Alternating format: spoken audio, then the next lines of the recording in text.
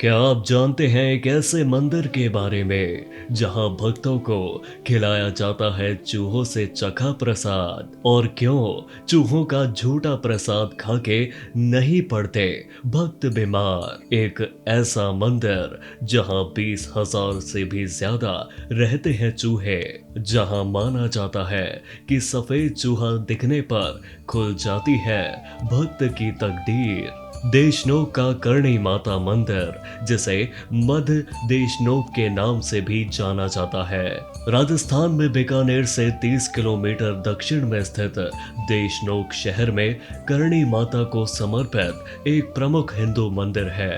भारत का ये करणी माता मंदिर महत्वपूर्ण तीर्थ स्थल है, जहां लोग अपनी मनोकामना पूर्ति के लिए आते हैं और उनकी मनोकामनाएं मैया पूरी करती है। यह मंदिर पर्यटकों और तीर्थयात्रियों के लिए एक लोकप्रिय जगह है। माता करणी के इस मंदिर में कई सारे चूहों को विभिन्न तरह के पकवानों का भोग लगवाया जाता है। बाद में चूहों द्वारा लगाए गए भोग के झूठे प्रसाद को भक्तजनों के बीच वितरित किया जाता है।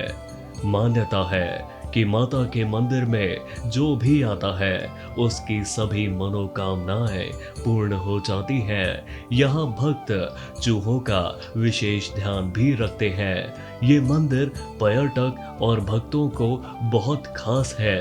इस मंदिर की शोभा ऐसी है कि मानो हमने स्वर्ग के दर्शन कर लिए हों। खास बात ये कि अगर किसी को सफेद रंग का कोई चूहा दिख जाए तो ये माना जाता है कि उसकी मनोकामनाएं माता जरूर पूर्ण करेंगी। आरती के समय इन चूहों को भोग लगाया जाता है, जिसके बाद ये प्रसाद मंदिर में भक्तों को बांटा जाता है।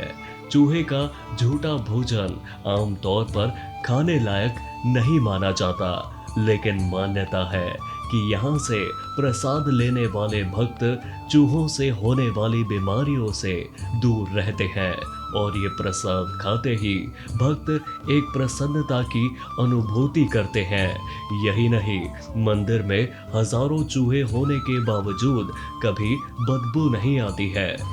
करणी माता की स्थानीय लोग कहानी सुनाते हैं कि करणी माता साक्षात मां जगदम्बा का अवतार हैं, जिनका जन्म 1387 को जोधपुर के सुआप में मेहाजी किनिया के घर हुआ था, जिन्हें रिधुबाई नाम दिया गया।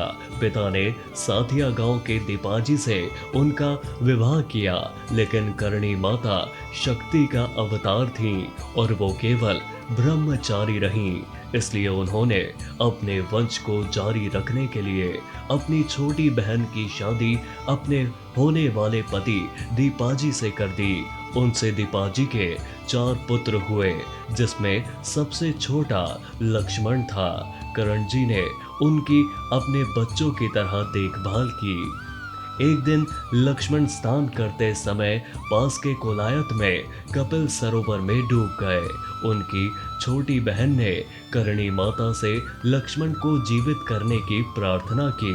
इस प्रकार करणी माता ने शरीर को अपने हाथों में उठाया और मैया की जहां अब मूर्ति है वहां ले आई और दरवाजे बंद कर दिए और कहा कि ये दरवाजा अभी कोई ना खोले। वह मृत्यु के देवता यमराज के पास गई और लक्ष्मण को जीवित करने की मांग की। करणी माता ने इस प्रकार घोषणा की कि उनका परिवार अब यमराज के पास नहीं आएगा। मैं जहां भी रहूं, मेरा परिवार मेरे साथ ही रहे। मंदिर परिसर में लगभग 20,000 चूहे रहते हैं, जिनकी देखभाल मंदिर के कर्मचारी करते हैं, जो उन्हें अपने रिश्तेदार मानते हैं।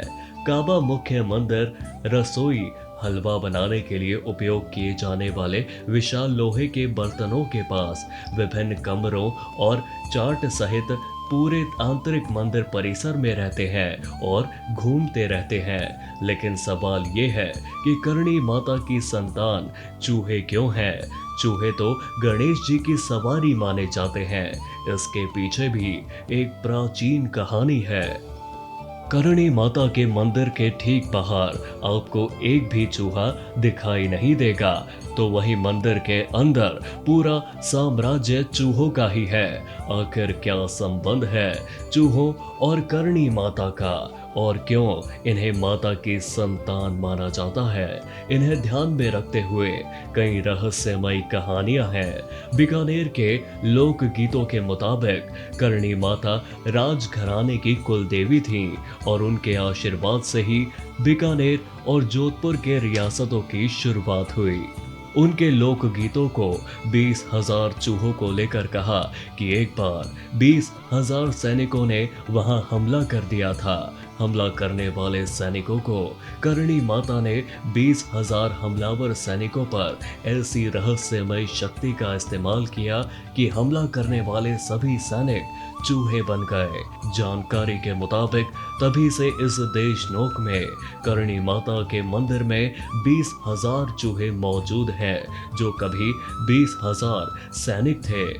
मंदिर के नियम कहते हैं कि यदि आप गलती से किसी चूहे पर कदम रख देते हैं तो आपको उसके स्थान पर ठोस चांदी या सोने से बना चूहा रखना होगा।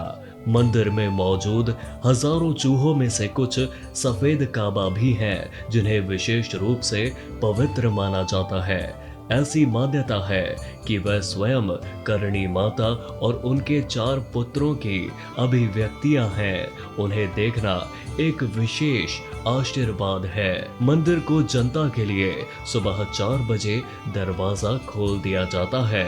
पुजारी मंगला आरती करते हैं और पूजा में भोग चढ़ाते हैं। भक्त चूहों को प्रसाद चढ़ाते हैं, जो मंदिर में बड़ी संख्या में घूमते हैं और शुभ भी माने जाते हैं। प्रसाद में पनीर और मिठाइयाँ शामिल हैं। चूहों के आनंद के लिए मंदिर के चारों ओर दूध के कटोरे भी रखे जाते हैं। 2 प्रकार की पेशकश की जाती है। द्वार भेंट का श्रेय पुजारियों और श्रमिकों को दिया जाता है, जबकि कलश भेंट का उपयोग मंदिर के रख रखाव और विकास के लिए किया जाता है। माँ के कई उपासक तो चूहों के साथ बैठकर उनके साथ प्रसाद पाने के लिए लायायत भी रहते हैं। करणी माता मेला देशनोक में साल में 2 बार आयोजित होता है। पहला और बड़ा मेला मार्च अप्रैल में चैत्र नवरात्रों के दौरान आयोजित किया जाता है। दूसरा मेला सितंबर अक्टूबर में आश्विन शुक्ल से आश्विन शुक्ल दशमी तक नवरात्रों के दौरान आयोजित किया जाता है। नवरात्रि के दौरान हजारों लोग पैदल चलकर मंदिर तक यात्रा भी करते हैं।